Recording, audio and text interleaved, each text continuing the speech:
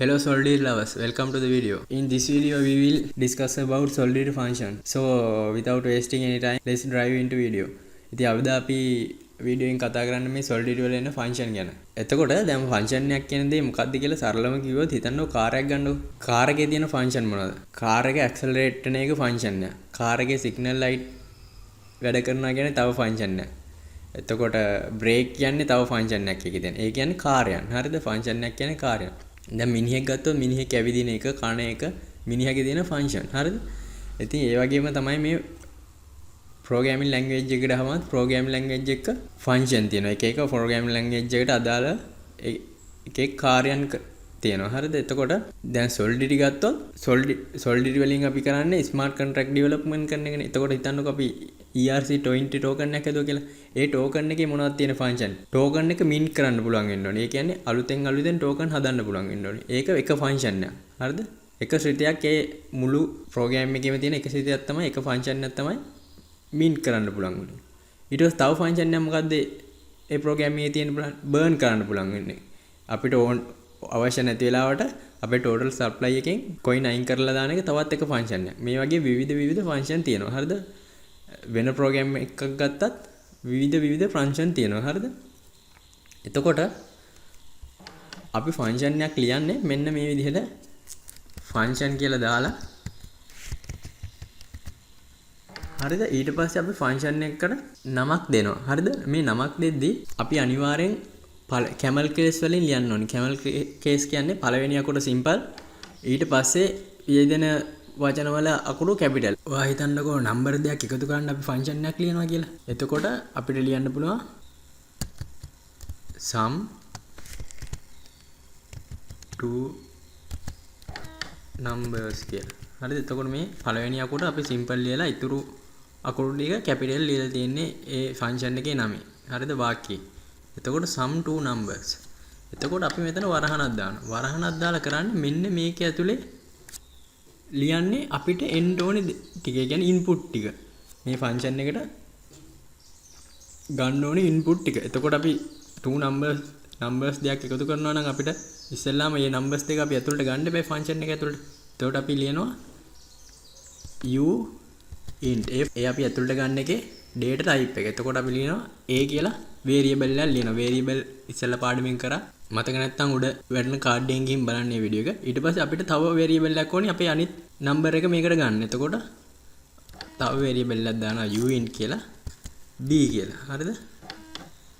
ඊට පස්සේ අපි ලියනවා public කියලා. ඒ කියන්නේ මේ function එක access කරත හැකි smart contract එකේ එළියේ. හරිද? ඊට පස්සේ අපි ලියනවා view කියලා. හරිද? මේ දෙකම ගණන් ගන්න එපා. මේ දෙක මම කතා කරනවා. හරිද? ඊට පස්සේ අපි return කියලා දානවා. returns කියලා දාලා අපි දානවා මොකද්ද මේකෙන් එළියට දෙන්නේ කියලා. අපි එළියට දෙන්නේ මොකද්ද මේ function මෙන්න මේ අකුරු අංක දෙක එකතු කරලා අපි එළියට දෙන්නේ මොකද්ද? ඒත් integer value එකක්මනේ අපි එළියට දෙන්නේ. අංක දෙකක් එකතු කරලා ඒ අංකයන්ම එළියට දෙනවා. හරිද? එතකොට returns. මෙතන returns එක ඇතුලේ දානවා අපි මොකද්ද එළියට දෙන්නේ කියලා මේ function එකෙන්. ඊට පස්සේ අපි සංගල වරහන් ඇරලා ඒක ඇතුලේ තමයි ලියන්නේ. හරිද? එතකොට අපි මොකද කරන්නේ? අපි හිතමු අපි uint කියලා c කියලා function එකක් ගන්නවා. uint කියලා c කියලා function එකක් ගන්නවා. ඒ c කියන function එක මොකද වෙන්න ඕනේ? මේ අපි input එකක් ගන්නවනේ a කියලා. a කියන input එකයි b කියන input එක එකතු වෙන්න ඕනේ. a plus b කියලා. හරිද? ඊට පස්සේ අපි return කරනවා. ඒක function එකෙන් එළියට දෙනවා. return c. හරිද? දැන් මේක save කරමු අපි. හරි. අපි save කරලා අපි දැන් deploy කරලා බලමු මේක මොකද වෙන්නේ කියලා. හරි. function එක deploy වෙනවා. ඊට පස්සේ අපි දැන් මෙතන යටට ගිහින් බැලුවොත් අපිට පුළුවන් sum two numbers කියලා අපේ function එක පෙන්වනවා. එතකොට මෙතන තියෙන uint 256a කියලා තියෙනවා. uint 256b කියලා තියෙනවා. එතකොට දැන් අපිට දෙන්න පුළුවන් මේකට අදාළ අංක දෙක. අපි හිතමු 50යි 20යි එකතු කරනවා කියලා. 50,20. හරිද? ඒකල අපි මේ sum of two number කියන එක ක්ලික් කරපුවම අපිට 70ක් උත්තරේ එනවා මෙතන. එතකොට මොකද්ද මේ ෆන්ක්ෂන් එකෙන් වෙලා තියෙන්නේ? අංක දෙකක් ඇතුළට ගත්තා. හරිද? මේ ෆන්ක්ෂන් එක ඇතුළට ගත්තා. ඊට පස්සේ ප්‍රොසෙස් එකක් දීලා තියෙනවා. මෙන්න මේ ප්‍රොසෙස් එක කරන්නේ අංක දෙකට. හරි. ඒ අංක දෙකේ ප්‍රොසෙස් එක කරලා මෙන්න මේ විදිහට ඒකේ උත්තරේ රිටර්න් කරන්න. ඒ කියන්නේ අපි ඉන්පුට් එකක් දෙනවා. ඇතුලේ ප්‍රොසෙස් එකක් වෙනවා. අවුට්පුට් එකක් දෙනවා. හරිද? මෙන්න මේක තමයි ෆන්ක්ෂන් එක වෙන්නේ. දැන් මේක මෙහෙමනේ. හරිද? ඔයා හිතන්න දැන් මේක ෆැක්ටරියක් කියලා. අපි ඉස්සෙල්ලාම ෆැක්ටරිය ඇතුළට ඌරව දානවා. ඉස්සෙල්ලාම අපි ඌරව මෙතෙන්ට දානවා. හරිද? ෆැක්ටරිය ඇතුළට ඌරව දානවා. එතකොට ඇතුළේදී මොකද වෙන්නේ? ඌරව කැපිලා කෙඩිලා ප්‍රොසෙස් වෙලා අන්තිමේදී මෙතනින් එළියට එනවා මොකද්ද? සොසේජස් ටින් එක හරි මොකක් හරි මස් ටින් එක හරි හොඳට ප්‍රොසෙස් වෙලා එළියට එනවා අවසාන ප්‍රොඩක්ට් එක සොසේජස් පැකට් එක විදිහට. හරිද? ඉතින් ඕක තමයි ෆන්ක්ෂන් එක වෙන්නේ. හරිද? එතකොට මොකක් හරි ක්‍රියාවක් කරන්න තමයි අපි මේ ෆන්ක්ෂන් එකක් යොදාගන්නේ. හරිද? එතකොට තවත් පොඩ්ඩක් මම ෆන්ක්ෂන් එකක් ගැන තේරුම් ගන්න. ඔයා හිතන්න ඔයාලා කැම්පස් එකේ හරි ගමේ හරි මොකක් හරි අවුරුදු 20ක් සංවිධානය කරනවා කියලා. අවුරුදු 20 කියන්නේ ලොකු වැඩක්. හරිද? ඒ කියන්නේ අපි ප්‍රෝග්‍රෑමින් වලින් හිතුවොත් ඒක ලොකු ගැටලුවක්. එතකොට අවුරුදු 20ක් කියන්නේ ලොකු ගැටලුවක්. හරිද? ප්‍රෝග්‍රෑම් පැත්තෙන් හිතුවොත්. එතකොට ඔයා මොකද කරන්නේ? ඔයාලා ටික කණාමුට්ටිය බාර ගන්න. ඒක හදන්න එකයි මේකයි. ඔයාලා මොකද්ද? ඔයාලා බාර ගන්න ග්‍රීස් ගහ. එතකොට ඔයාලා බාර ගන්න මොකද්ද? කොට්ටපොර එක. ඊට පස්සේ ඔයාලා කොට්ටපොර හදලා ඒ පුවක් මේවා ගෙනල්ලා ඒක හදලා ඊට පස්සේ ඔයා එදා වෙන ප්‍රොසෙස් එකක් ඔයාලා තමයි කරන්න ඕනේ කියලා සෙට් එකකට බාර ගන්න දෙනවා. එතකොට ඒ කට්ටිය මොකද? ඒ කට්ටිය ඒක කරනවා. එතකොට කණාමුට්ටි හදන කට්ටිය ඒක කරනවා. එතකොට ඔයාට වැල්ල දෙන ලෝඩ් එක මොකද වෙන්නේ? කට්ටිය අතරට බෙදලා දෙනවා. ඒ කියන්නේ ලොකු ගැටලුවක් තියෙනවා දැන් අවුරුදු 20 සංවිධානය කිරීම කියලා. ඒක අපි පොඩි පොඩි ගැටලු වලට කඩාගෙන ඒ පොඩි පොඩි ගැටලු එක එක අයට දීලා තියෙනවා. ඔයාලා මේක කරන්න මේක කරන්න මේක කරන්න කියලා. හරිද? අපි මේ ෆන්ක්ෂන් ලියන්නෙත් ඔය වගේ සීන් එකකට තමයි. හරිද? මොකද්ද අපිට දැන් ප්‍රෝග්‍රෑම් එකක් කියන්නේ ලොකු ගැටලුවක්. ඒවා අපි පොඩි පොඩි මයික්‍රෝ ගැටලු වලට කඩාගෙන එක එක ෆන්ක්ෂන් ඇතුලේ ලියනවා. හරිද? ඒ ටික ඔක්කොම එකතු වුණාම තමයි අපේ මේ ප්‍රෝග්‍රෑම් එකක් වෙන්නේ. ඉතින් ඕක තමයි සරල කාරණේ. හරිද? එතකොට හරි. එතකොට අපිට තව ෆන්ක්ෂන් ලියත හැකි මේ ඉන්පුට් නැතුව. අපිට ඉන්පුට් නැතුව ෆන්ක්ෂන් ලියත හැකි. හරිද? එතකොට අපිට මේකට ඉන්පුට් එකක් දෙන්නේ අපි ඇතුලේ ප්‍රොසෙස් එක කරලා එළියට අවුට්පුට් එකක් විතරයි දෙන්නේ. එතකොට අපි මේ ඉන්පුට් වැඩක් නැහැ. ඉන්පුට් ලියන්නේ නැතුව අපිට ෆන්ක්ෂන් ලියත හැකි. හරිද? එතකොට අපිට මේ ෆන්ක්ෂන් එකෙම ඉන්පුට් නැතුව ලියනවා නම් අපි මේක ඇතුළට ගත්තා. මේක ඉන්පුට් අයින් කරා.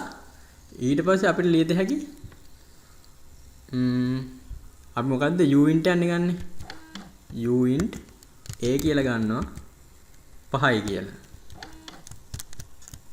හරිද? ඊට පස්සේ uint b කියලා ගන්නවා 10.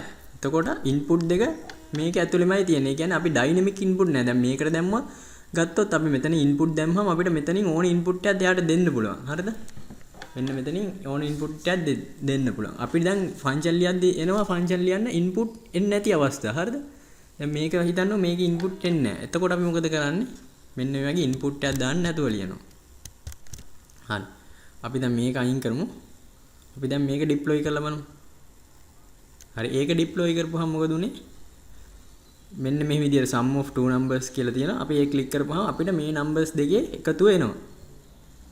හරි දැක්කන් ලස්සන මෙන්න මෙතන යට 15යි කියලා ආවා. හරිද? එතකොට ඕක තමයි input නැති function ගැන කතා කරන්න තියෙන්නේ. හරිද? එතකොට ආයේ function අපිට ලියත හැකි output නැතුව. හරිද? එතකොට ඒවා යෙදෙන විවිධ use cases තියෙනවා. ඒවා අපි යෙදෙද්දි බලමු. දැන් ඔයා හඳුනා ගන්නකො මේක. එතකොට අපිට output නැතුව function ලියද්දි කොහොමද? එතකොට output එකක් නැහැ කියන්නේ මෙන්න මේ ටිකම නැති වෙනවා. මේ view එකේ ඉඳලා return එන්නේ නැහැ නමුකොත්. return එන්නේ නැහැ මේ ඇතුලේ. එතකොට ඇතුලේ ටිකක් නැහැ. ඔන්න ඔහම මේ function එක එන්නේ. එතකොට මේකට කියනවා output නැති function කියලා. එතකොට මෙන්න මෙතන තියෙනවනේ මේ return c කියලා. එතකොට අපිට මොකුත් return එන්නේ නැහැ. දැන් මෙතන මොකුත් return එන්නේ නැහැ output නැහැ කියන්නේ. එතකොට මේකෙමුත් වැඩක් නැහැ. මෙන්න මෙහෙම function එනවා. එතකොට මේ වගේ function එකක් අපි යොදා ගන්න state එකක් වෙනස් කරන්න වගේ දෙයකට. උදාහරණයක් විදිහට දැන් ඔයාලා මෙතන ගියොත් ඔයාලට මෙතන දීලා තියෙන contracts තුනක්. ඉස්සෙල්ලාම එතකොට මේ contracts එකේ මේ storage.sol කියලා තියෙනවනේ. එතනට ගිහින් බලන්නකො. එතන තියෙනවා මෙන්න මේ function එක බලන්න. මේ function එකේ මෙතන input එකක් තියෙනවා. function input එකක් තියෙනවා. හැබැයි මේ output එකක් නැහැ. එතකොට මෙතන මොකද වෙලා තියෙන්නේ? මේ උඩ තියෙන number සමානයි අපි මෙතන දෙන නම්බරේ assign කරලා තියෙනවා මේ උඩ තියෙන මෙන්න මේ variable එකට. හරිද? එතකොට state එක විතරක් change වෙලා තියෙනවා. output එකක් දීලා නැහැ. හරිද? එතකොට මේතන මේ function එක බලන්නකො මේ function එකේ input එකක් නැහැ. ඒ වුණාට මෙන්න මේ output එකක් තියෙනවා. හරිද? එතකොට මේකත් කරලා බලන්න මේ මෙන්න මේ storage.sol කියන අභ්‍යාසෙත් කරලා බලන්න. එතකොට මූලිකවම ෆන්ක්ෂන් ගැන කතා කරන්න තියෙන්නේ ඔය ටික. හරිද? දැන් අපි මෙච්චර වෙලා කතා කරේ variable උත් function උත් සාමාන්‍ය programming languages වල එන විදිහට තමයි අපි කතා කරේ. එතකොට මෙතනින් එහාට තියෙන්නේ මේ solidity වලට ආවේනික ලක්ෂණ ටික කතා කරන්න. හරිද?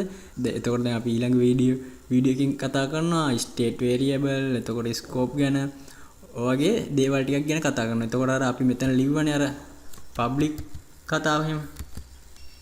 public ඒක ලියලා තියෙන public view කතාවක් අපි මේ දැම්මනේ view returns කියලා දැන්.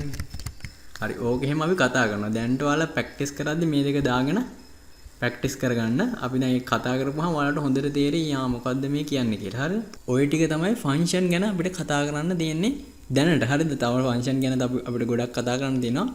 මූලික වශයෙන් ওই ටික තමයි කතා කරන්න තියෙන්නේ. හරි එහෙනම් දැන් වීඩියෝ එක අදට අපි නවත්තනවා. අපි ඊළඟ වීඩියෝෙන් කතා කරමු මේ state variable ගැන එහෙම. ඊළඟ වීඩියෝෙන් කතා කරලා ඊට පස්සේ එන වීඩියෝෙන් අපි කතා කරමු මේ public view ගැන.